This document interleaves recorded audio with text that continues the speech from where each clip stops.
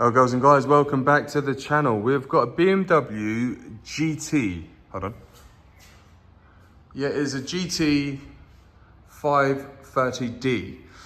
This one is in for like mysterious drops of oil from the rear. And I think we all don't know exactly what it is. The rear shock absorber's blown. Look at that. Yeah, there you go. She is very much moist at the bottom. So yeah, rear shock's blown.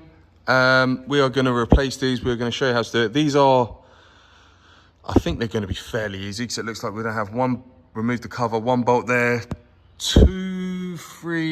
maybe three or four bolts up at the top. And we're going to be doing a pair because we do shocks in a pair. Because if this one's gone, I know this one is not far away. May not be gone yet, but it will. They always go. So we've got some shocks ordered in already. I think we've got APEC shock absorbers to go today.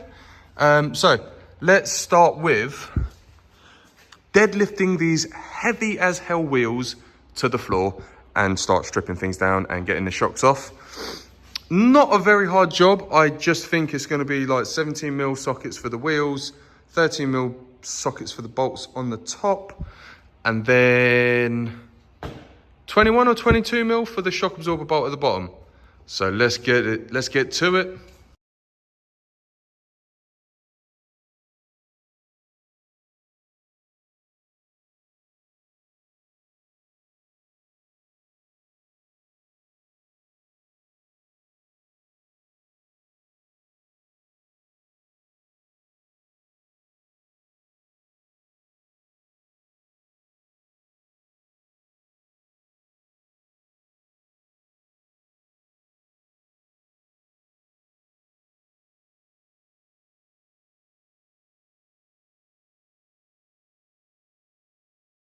It was indeed an 18, so we'll whip this off. I'm doing both sides at the same time because it's just easier.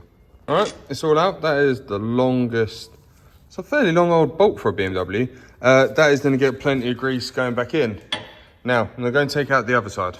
Just quickly, for a public service announcement, reason why you support it, I mean, you can do this with a jack. If you've got an axle stand, jack, bit of wood underneath it. Reason being is, when you go to undo it, the arm moves more than the, you see what I mean? It's like levering over. So you would have put so much stress on that bolt and probably damaged the threads both sides. So if you've got it supported and you keep it nice and level, it's going to come out nicely. Because these are the old shock absorbers, this is going to spin when you undo that, no doubt. Also, just noticed there's a nice sealed ring in here, which is good. So the old ones, you can only do this ones on ones that you're throwing in the bin, because you'll damage this, you'll mark it, and then it will damage the seals, and then your shock absorber will look like that one over there, which is leaking. So with this, you just hold it, undo it. That's all you can do with this. On the other side, you use a spanner and an Allen key to make it go tight. What I love about it the most is after giving you all the warnings ever, after doing it, that's a bit of rust. After actually doing that, I've not marked the shock absorber. But this is how you know a shock absorber is MC hammered. Ready? We are compressed. And she is not coming up to see me. So, yeah. Just give it a couple more seconds. Might just be cold. Nope, not coming up. So, that is definitely a knackered shock. Might go as far to say that is shocking. So, this is the way that I choose to do this up. 18mm swan neck in on the bolt. Oh, the top bolt is an 18, by the way. And then my ratchet set to loosen, which will tighten it up because you work backwards this way. So yeah, that is how we're going to tighten the shock up. Sprayed a load of loose juice around the top just to help it slide into the hole a little bit better. And also just chuck some anti-seize compound on the top of that nut just to stop any moisture or anything getting to it and causing rust, but ready to refit. So in order to do that, you need to be very careful going up the arch, slide down, and then you need two hands, but that is the direction that you are going, like that. All right, so join me from a bit of a different view. Hopefully we can see all of this. So this slides, you wiggle that, make sure you get that in the way. push it down a bit, get it in, and then that will go in there, and then that fits. Hopefully you can see that in there. They lock in. They've got the bolts to go in at the top. I'm just holding that in place at the moment. So that's how that goes. Nice and easy. All right, so take the long bolt, get some anti-seize compound on, get it in, let's turn it in a little bit, and get ready to send it home. And let the sending begin. Yeah, this is going to take a while, so that's quite a long bolt, but in it goes. We are still going. And we're all in. So the bottom one's done. Now we've got to focus attention on the top one.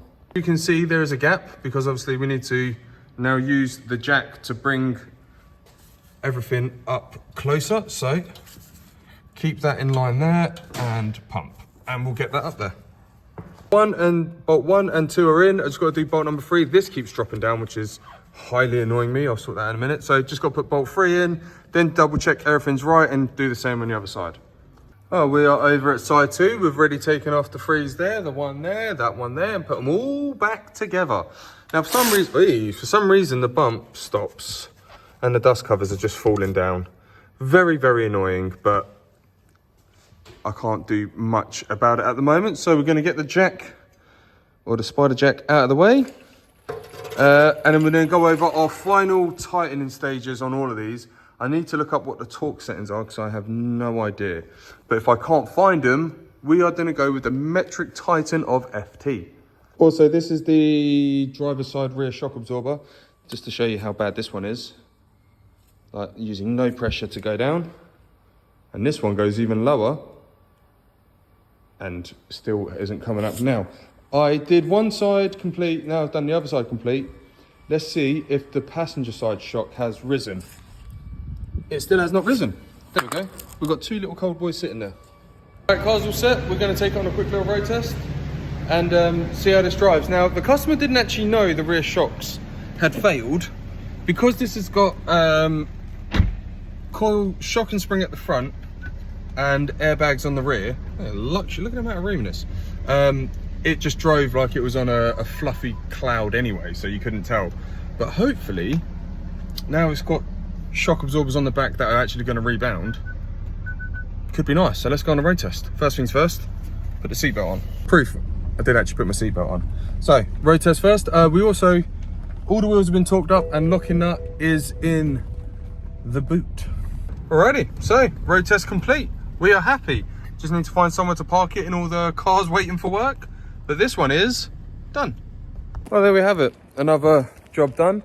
So we're going to be doing more like how-to guides, step-by-step videos and this, that and the other, as well as the other projects. Keep saying projects, they will happen eventually. So if you like what we're doing and it's helping you at all, please feel free, like, follow, share, like and follow to be honest, subscribe to the channel, give us a thumbs up and we'll see you in the next video. Thank you.